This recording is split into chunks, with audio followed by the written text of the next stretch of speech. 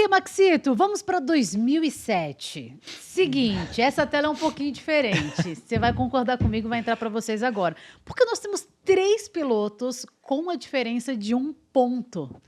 Pois é. Porque a gente tem 2 pilotos empatados, né? Essa competição terminou com Hamilton e Alonso empatadinhos. Pois é. Nós tivemos um critério de desempate que o Max vai explicar aqui pra gente.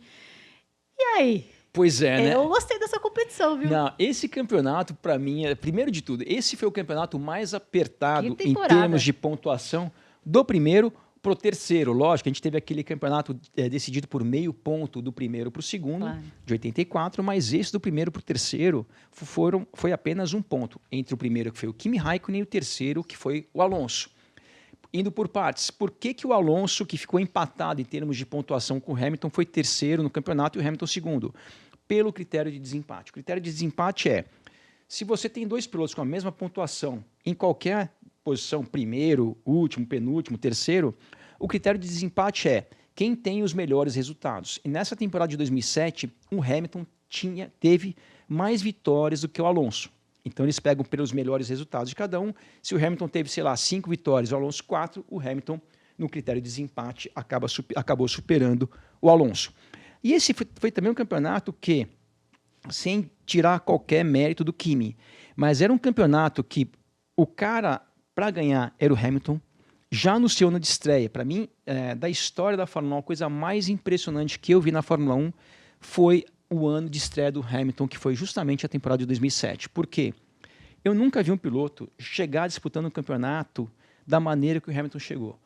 O Villeneuve, em 96, chegou disputando um campeonato com o Hill, mas assim, era um piloto que, ao meu ver, o Hill não era um piloto como o Alonso, em termos de como ele é bom. E também a Williams de 96 era muito melhor do que qualquer outra equipe. Esse ano, Hamilton e Alonso foi uma disputa extremamente acirrada. Começaram ali como companheiros de equipe, um clima muito bom. A gente vê aí os dois aí brincando ali. O que é aquilo? Um telefone? É um telefone da Vodafone. Eles eram patrocinados ali pela Vodafone. Rapaz, eu não tinha visto. Eu pensei que eles estavam dando soquinho. Era o Motorola ali, aquele que abria. É Startup, eu verdade. acho. Nem lembro dessa época, mentira. Os dois cheios de sorriso no rosto. E aqui que a coisa chega na Hungria, pessoal. E aí na Hungria aconteceu a seguinte coisa. Q3, a gente pode ver ali o Q3, né, e o cronômetro, 1 minuto e 44 para acabar o Q3. E o Alonso fez, nesse momento, uma das coisas mais feias que eu já vi um piloto de automobilismo fazer.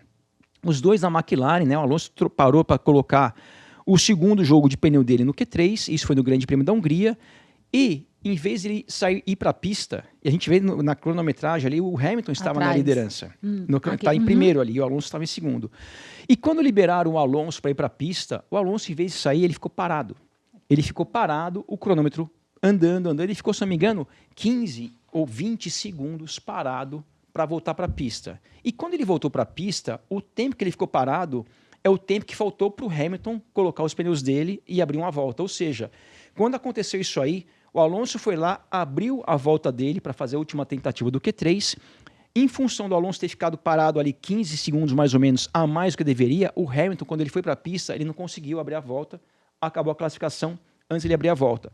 E isso fez com que a relação dos dois, que já não estava muito boa, desandasse de vez. A relação do próprio Alonso com a equipe, principalmente com o chefe de equipe, que na época era o Ron Dennis, também azedou de vez. Mas qual a justificativa?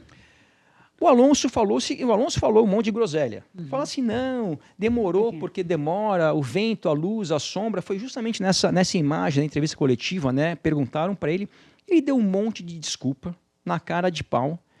E ali acabou realmente a relação, primeiro, entre o Hamilton e o Alonso, e entre o Alonso e a equipe. Esse era o primeiro ano do Alonso na McLaren, o Alonso que vinha de 2 títulos pela Renault. Ele tinha um contrato de, se não me engano, de 2 ou 3 anos na McLaren.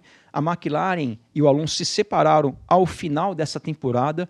E uma coisa que aconteceu também que vale a pena destacar é, mesmo com o que o Alonso fez, que foi uma coisa muito feia, a McLaren continuou fazendo o mesmo trabalho para o Alonso. Tanto que o Alonso chegou na última etapa com chance de lutar pelo título e acabou o ano empatado ali em termos de pontuação com o Hamilton. Mas realmente foi um campeonato que Hamilton deveria ter ganho, se não o Alonso, só que com a confusão entre esses dois pilotos, o Kimi Raikkonen vem comendo pela beirada, e essa última etapa que foi no Brasil, a gente vê ali o Kimi na primeira colocação e o Felipe Massa, que nesse final de semana cedeu a primeira colocação para o Kimi conquistar o título. Ou seja, o Felipe teve uma importância muito grande também, porque se ele fosse um pouco egoísta, falasse assim, pô, meu grande prêmio de casa, eu estou em primeiro, vou dar a vitória para um outro piloto, mas o Felipe fez a coisa certa, foi profissional, cedeu a liderança para o Kimi, que com essa vitória acabou conquistando ali o seu único campeonato na Fórmula 1, e nessa mesma data a Ferrari conquistava seu último título de pilotos